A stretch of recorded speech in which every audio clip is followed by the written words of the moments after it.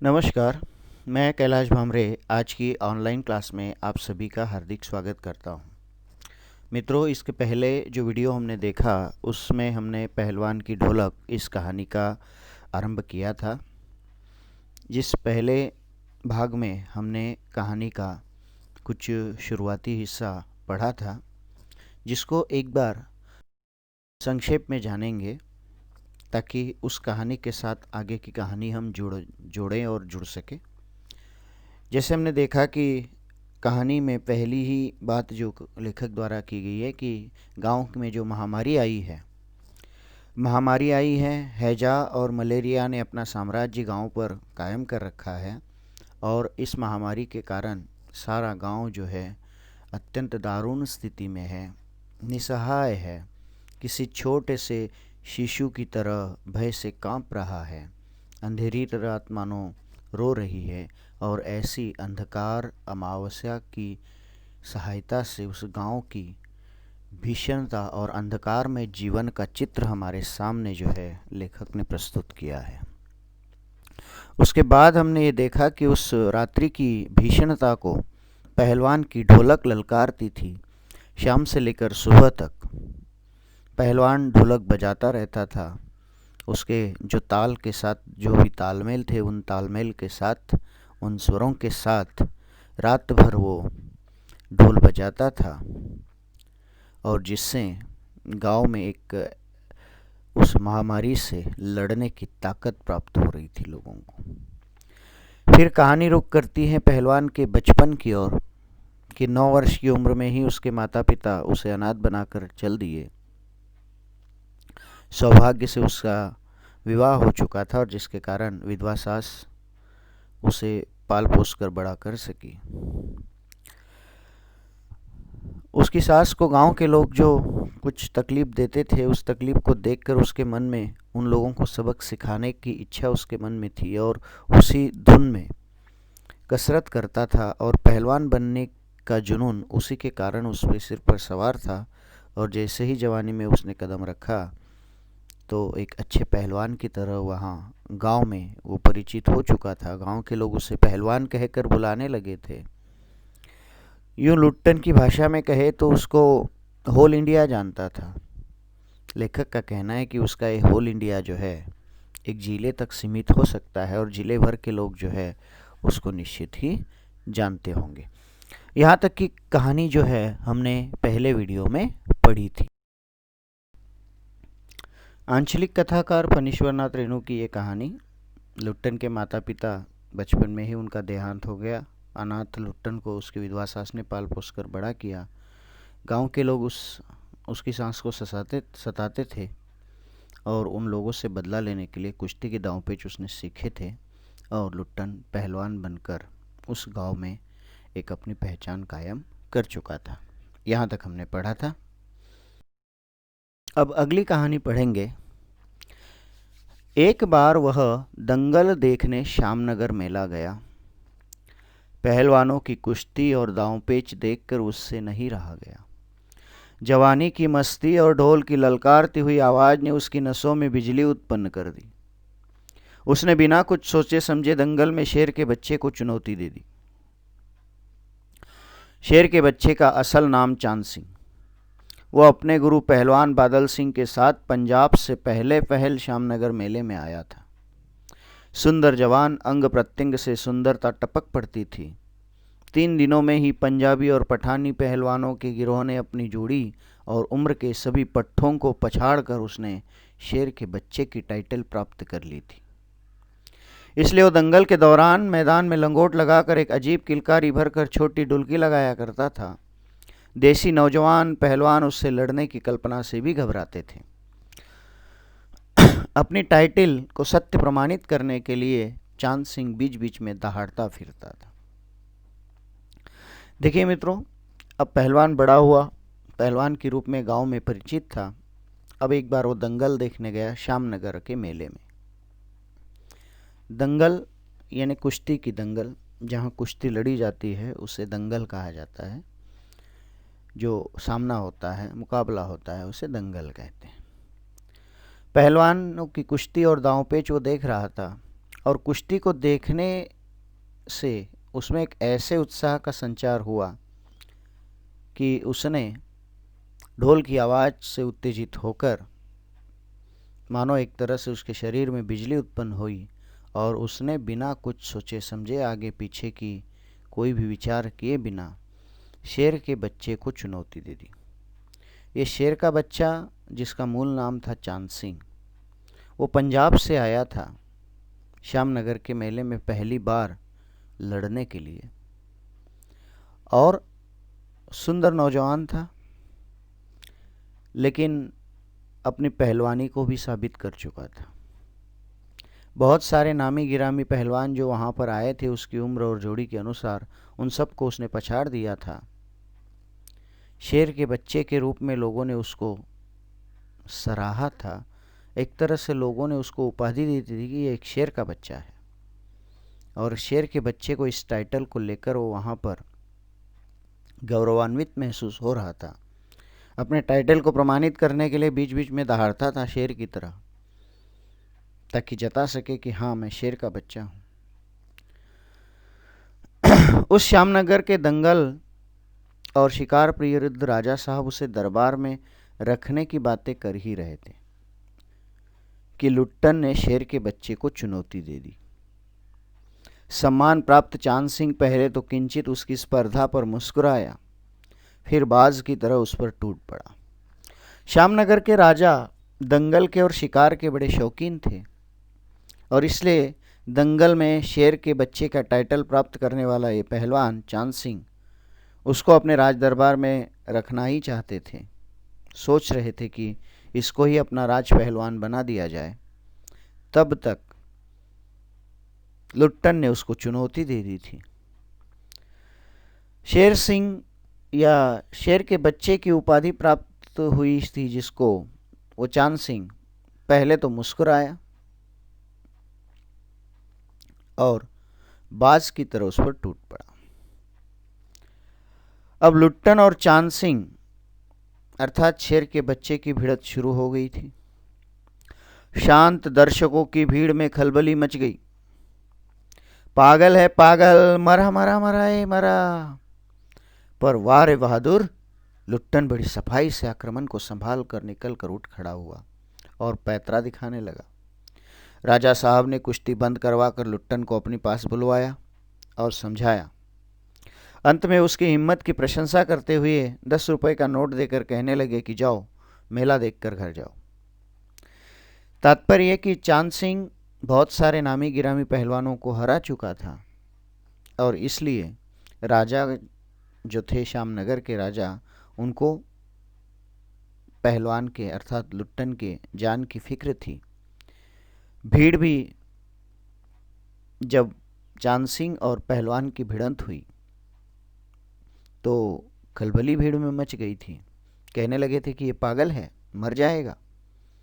लेकिन कुछ सफाई से जब आक्रमण उसने काटा था और उठकर खड़ा हुआ था, पैतरा दिखाने लगा था, तो राजा साहब ने कुश्ती बंद करवाई और उसे 10 रुपए दिए इनाम के तौर पर कि हाँ भाई, तुम बहुत बहादुर हो, ये 10 रुपए ले लो और मेला देखकर चले जाओ, ताकि उसको भी कुछ तसल्ली रहे। तो इस प्रकार श्यामनगर के मेले में पहुंचा, चांद सिंह को चुनौती दी, राजा जी ने उसे रोका। आगे क्या हुआ? राजा जी ने कहा था कि 10 रुपए ले लो, जाओ मेला देखो, लेकिन पहलवान है, मानने वाला था नहीं। नहीं सरकार, लड़ेंगे, हुक्म हो सरकार। तुम पागल हो, जाओ घर जाओ। राजा जी उसको समझा रहे थे। दुहाई सरकार, पत्थर पर माथा पटक कर मर जाऊंगा, मिले हुक्म। वह हाथ जोड़कर गिड़गिड़ाता रहा। लुट्टन मान नहीं रहा था। उसने राजा जी से कहा कि दुहाई हो, माफ कीजिए सरकार, लेकिन अब मैं लड़ना चाहता हूं। अगर लड़ने की अनुमति आप नहीं देंगे तो यहीं पर पत्थर पर माथा पटक कर मर जाऊंगा। मुझे हुक्म मिले, अर्थात मुझे आप लड़ने की अनुमति प्रदान करें। वो हाथ जोड़कर गिड़गिड़ाता रहा। भीड़ अधीर हो रही थी, बाजे बंद हो गए थे। कोई कोई लुट्टन के पक्ष से चिल्ला उठता था, उसे लड़ने दिया जाए। विवश होकर राजा साहब ने उसे आज्ञा दे दी, लड़ने दो।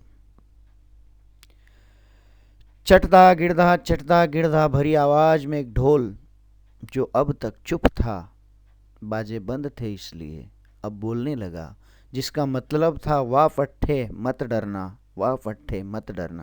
हमने पहले भी देखा है कि ढोलक की आवाज़ के साथ एक सामंजस्य पहलवान ने अपना बिठाया हुआ था कि ढोलक की आवाज़ मानो उसको कुछ न कुछ बताती है कि क्या तुम्हें करना है। तो इस प्रकार जब पहलवान गिड़गिड़ाने लगा और भीड़ से भी इस तरह के मत आने लगे कि उसको लड़ने दो, तो राजा जी ने विवश होकर उसको लड़ने की आज्ञा दे दी थी। अब मुकाबला शुरू हुआ। लुट्टन की गर्दन पर कोहनी डालकर चांद सिंह उसे चित करने की कोशिश कर रहा था। लुट्टन की आंखें बाहर निकल रही थी, उसकी छाती फटने को हो रही थी। राजमत बहुमत चांद के पक्ष में था। अब मुकाबला जब शुरू हुआ, लुट्टन की गर्दन को पकड़कर चांद सिंह उसे चित करने की कोशिश कर रहा था। कर भी सकता था, और वहाँ जो उपस्थित भीड़ थी उनको तो पक्का यकीन था कि हाँ, चांद सिंह इसको चित करेगा।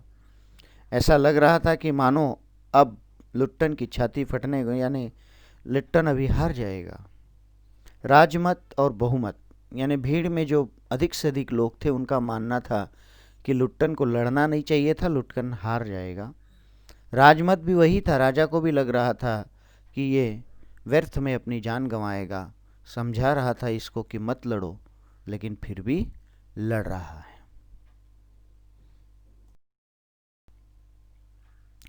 सभी चांद को शाबाशी दे रहे थे, क्योंकि लग रहा था कि अभी वो हरा देगा लुट्टन को। लुट्टन के पक्ष में सिर्फ ढोल की आवाज थी, जिसकी ताल पर वो अपनी शक्ति और दांवपेच की परीक्षा ले रहा था, अपनी हिम्मत को बढ़ा रहा था। अचानक ढोल की एक पतली सी आवाज सुनाई पड़ी, धाक धीना तिरकड़ तीना, धाक धीना तिरकड़ तीना। लट्टन को इस आवाज में स्पष्ट सुनाई पड़ा, ढोल कह रहा था, दांव काटो बाहर हो जा, दांव काटो बाहर हो जा। लोगों के आश्चर्य की सीमा न रही जब लुट्टन दांव काट कर बाहर निकला और लपक कर उसने चांद की गर्दन पकड़ ली। देखिए, अब ढोल की आवाज ने एक नया उत्साह उसके अंदर संचारित किया, और ताक दीना तिरकट दीना, इस ताल ने जो है उसको मानो ये बताया कि लुट्टन उठो, दांव काटो और बाहर हो जाओ, इस दांव से तुम्हें हारना नहीं है। वारे मिट्टी के शेर, जन्मत बदल रहा था। जो लोग लुट्टन के लिए कह रहे थे कि मर जाएगा, शेर का बच्चा है, मौत के मुंह में जा रहा है, इस प्रकार के जिनके कहने थे, जो कह रहे थे, उनका मत अब बदल रहा था, उनकी वाणी अब बदल रही थी। मोटी और भोंडी आवाज वाला ढोल फिर से बज उठा, चटाक चटधा, अर्थात उठा पटक दे, उठा पटक दे। लुट्टन ने अंतिम जोर लगाया, चांद सिंह चारों खाने चित्त हो रहा। जय जयकार की आवाज गूंज उठी, और इस प्रकार ढोल की आवाज से प्रेरणा लेते हुए उत्साह का संचार जो होता था लुट्टन में, उसी उत्साह में उसने चांद सिंह को हरा दिया। चांद सिंह चारों खाने चित हो रहा। चारों खाने चित होना यानी पराजित करना। लुट्टन की जय जयकार होने लगी, राजा जी की जय जयकार होने लगी। विजयी लुट्टन अब कूदता फांदता ताल ठोकता सबसे पहले बाजे वालों की ओर दौड़ा और ढोलों को श्रद्धापूर्वक प्रणाम किया। फिर दौड़कर उसने राजा साहब को गोद में उठा लिया। राजा साहब ने उसे स्वयं छाती से लगाकर कहा, जीते रहो बहादुर, तुमने मिट्टी की लाज रख ली। लुट्टन को राजा साहब ने पुरस्कृत ही नहीं किया, बल्कि अपने दरबार में सदा के लिए रख लिया। तब से लुट्टन राज पहलवान हो गया। राज पंडितों ने मुंह बिचकाया और मैनेजर साहब बोले, हाँ सरकार, ये अन्याय है। राजा साहब ने केवल इतना ही कहा कि उसने क्षत्रिय का काम किया है। देखिए मित्रों, अब इस घटना से जो है लुट्टन के जीवन में एक बहुत बड़ा परिवर्तन होता है। चांद सिंह को हराने के बाद विजय से मस्त लुट्टन जो है राजा साहब को अपनी गोद में उठा लेता है। आसपास के लोग भले ऐतराज़ जताते हैं कि राजा साहब के वस्त्र खराब हो जाएंगे, मैले हो जाएंगे, लेकिन राजा साहब उसकी बहादुरी से खुश थे। राजा साहब ने उनको आशीर्वाद दिया कि जीते रहो, मिट्टी की लाज रखिए। उनको उन पर गर्व महसूस हो रहा था। लुट्टन की इस वीरता पर राजा बड़े खुश थे और उन्होंने उसको पुरस्कृत किया, साथ में अपने दरबार में हमेशा के लिए रख लिया। और लुट्टन जब राज पहलवान बना तो उसको राजा जी ने लुट्टन सिंह कहकर पुकारा और सिंह की उपाधि उसको दी। लेकिन इस तरह राज पहलवान बनाकर उसको लुट्टन सिंह कहना अन्य लोगों को स्वीकार नहीं था। जो मैनेजर आदि लोग आसपास उनके राजा साहब के थे, उनको ये बात स्वीकार नहीं थी कि लुट्टन को सिंह कहा जाए। लेकिन उनकी इस आपत्ति पर जो है राजा साहब ने केवल इतना उत्तर दिया कि इसने क्षत्रिय का काम किया है। देखिए मित्रों, यहाँ पर जो है उस समय के सामाजिक भेदभाव जो है उसको कवि लक्ष्य करना चाहते हैं, लेखक लक्ष्य करना चाहते हैं कि कैसे उस समाज में दूही थी, दूरियां थी, सामाजिक भेदभाव थे, जाति पाति का भाव था और निम्न जाति, तत्कालीन समाज में जिन जातियों को निम्न समझा जाता था उनको अपने नाम में सिंह शब्द जो है एक तरह से लगाने नहीं दिया जाता था, और कोई लगाए तो उस पर आपत्ति जताई जाती थी। सिंह शब्द अधिकतर क्षत्रिय वर्ण के लोग लगाते थे उस समय की परंपरा में, और इसलिए राजा जी ने कहा कि भले ही वो जाति से कुछ भी हो लेकिन कर्म से क्षत्रिय है और इसलिए उसको दी गई उपाधि पूरी तरह से सही है। यहाँ पर राजा साहब की सराहना करनी होगी कि एक अच्छा संदेश उन्होंने अपनी प्रजा को या अपनी जनता को यहाँ पर दिया है, और इसी तरह जो है राजा का कार्य होना चाहिए कि उस सामाजिक विषमता के दौर में भी राजा साहब इस तरह अपना मत जो है रखते हैं, उसको कायम करते हैं। ये बहुत अच्छा जो है पहलू उनके व्यक्तित्व का हम देख सकते हैं। तो उस समय की सामाजिक विषमता को भी इस घटना के माध्यम से देखा जा सकता है और उसको भी बताना और समाज में जागृति फैलाना, जागरूकता लाना, ये इस प्रसंग का उद्देश्य लेखक का है। अब उसी दिन से लुट्टन सिंह पहलवान की कीर्ति दूर दूर तक फैल गई। पौष्टिक भोजन और व्यायाम तथा राजा साहब की स्नेह दृष्टि ने उसकी प्रसिद्धि में 4 चांद लगा दिए। कुछ वर्षों में ही उसने एक एक कर सभी नामी पहलवानों को मिट्टी सूंघाकर आसमान दिखा दिया। आसमान दिखाना, हरा देना, मिट्टी सूंघाकर आसमान दिखाना, पराजित कर देना, हरा देना, वही बात है। काला खां के बारे में ये बात मशहूर थी कि वो जो ही लंगोट लगाकर आली कहकर अपने प्रतिद्वंद्वी पर टूटता है, प्रतिद्वंद्वी पहलवान को लकवा मार जाता है। लुट्टन ने उसे भी पटक कर लोगों का भ्रम दूर कर दिया था। अब ये जीवन का दूसरा पड़ाव, जो बदलाव उसके जीवन में हुआ कि अब वो राज पहलवान बन चुका था और उसकी प्रसिद्धि दूर दूर तक फैल गई थी। अब राज दरबार में उसको अच्छा भोजन मिल रहा था। अब राज पहलवान था तो उसकी व्यवस्था होनी थी, व्यायाम करता था। राजा साहब का प्रेम, अब उसकी प्रसिद्धि में 4 चांद लगा दिए थे। 4 चांद लग जाना और सुशोभित हो जाना और बढ़ जाना, वृद्धि हो जाना। कुछ वर्षों में ही वो नामी पहलवानों को हरा चुका था। काला खां जैसे, जिसके बारे में कहा जाता था कि उसको हराना मुश्किल है, यानी जैसे ही वो दंगल के लिए उतरता है तो प्रतिद्वंदी मानो लकवे से मर जाता है। लेकिन इस बात को भी जो है झूठ साबित लुट्टन ने कर दिया था।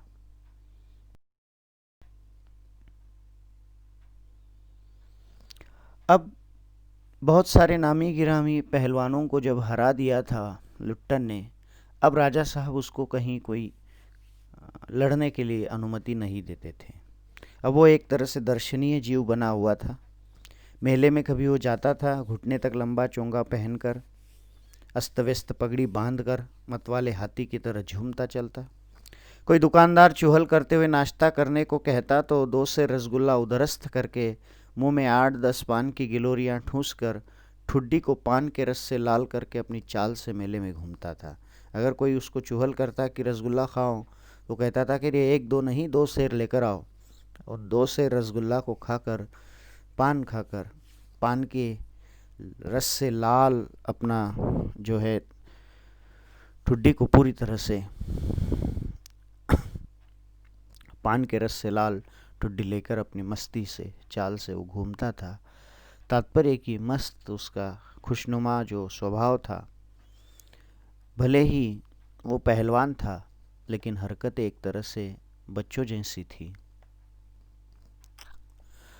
दंगल में ढोल की आवाज़ सुनते ही वो अपनी भारी भरकम शरीर का प्रदर्शन शुरू कर देता। यूं ही 15 साल बीत गए। पहलवान अजेय रहा, यानी ऐसा कोई पहलवान नहीं आया जो लुट्टन को हरा सका। 15 साल तक इसी तरह से राज पहलवान के रूप में वो अपने को सिद्ध करता रहा। वो दंगल में अपने दोनों पुत्रों को लेकर उतरता था। उसकी सास पहले ही मर चुकी थी और उसकी स्त्री भी 2 पहलवानों को पैदा करके स्वर्ग सिधार गई थी, अर्थात उसकी 2 संतान थी। मुंह से अनायास ही निकल पड़ता था, वाह, बाप से भी बढ़कर निकलेंगे दोनों बेटे। जो भी लोग देखते थे, दोनों ही बेटे राज दरबार के भावी पहलवान घोषित हो चुके थे। प्रतिदिन प्रातःकाल पहलवान स्वयं ढोलक बजाकर दोनों से कसरत करवाता। दोपहर में लेटे लेटे दोनों को सांसारिक ज्ञान की शिक्षा भी देता। समझे, ढोलक की आवाज़ पर पूरा ध्यान देना। हाँ, मेरा गुरु कोई पहलवान नहीं है, यही ढोल है, समझे। ढोल की आवाज़ के प्रताप से ही मैं पहलवान हुआ। दंगल में उतरकर सबसे पहले ढोलों को प्रणाम करना, समझे। तो राज पहलवान के रूप में आगे चलकर बहुत सारे पहलवानों को उसने हरा दिया। अब वो एक दर्शनी जीव बना था। अब राजा साहब उसे कहीं लड़ने के लिए अनुमति नहीं देते थे। अधिकतर दंगल में अपने बच्चों को भी वो लेकर जाता था। उसकी पत्नी का देहांत हो चुका था, लेकिन 2 पुत्र उसके थे। उन दोनों पुत्रों के साथ वो दंगल में उतरता था और उन दोनों पुत्रों को देखकर लोगों के उद्गार होते थे कि वाह वाह, बाप से बढ़कर निकलेंगे दोनों बेटे। यानी पहलवान का भविष्य, उन बच्चों का भविष्य लोगों को दिख रहा था कि राजा या इस राज दरबार में जो है लुट्टन के बाद इन दोनों पहलवानों का स्थान निश्चित है। ढोल बजाकर स्वयं सुबह सुबह उन दोनों से पहलवान कसरत करवाता था और दोपहर में सांसारिक ज्ञान की भी शिक्षा, दुनियादारी में कैसे जीना चाहिए, किस तरह की हमारा व्यवहार होना चाहिए और कैसे दंगल में उतरकर ढोल से प्रेरणा प्राप्त करनी चाहिए, ये सारे गुर जो है पहलवान अपने बच्चों को सिखाता था।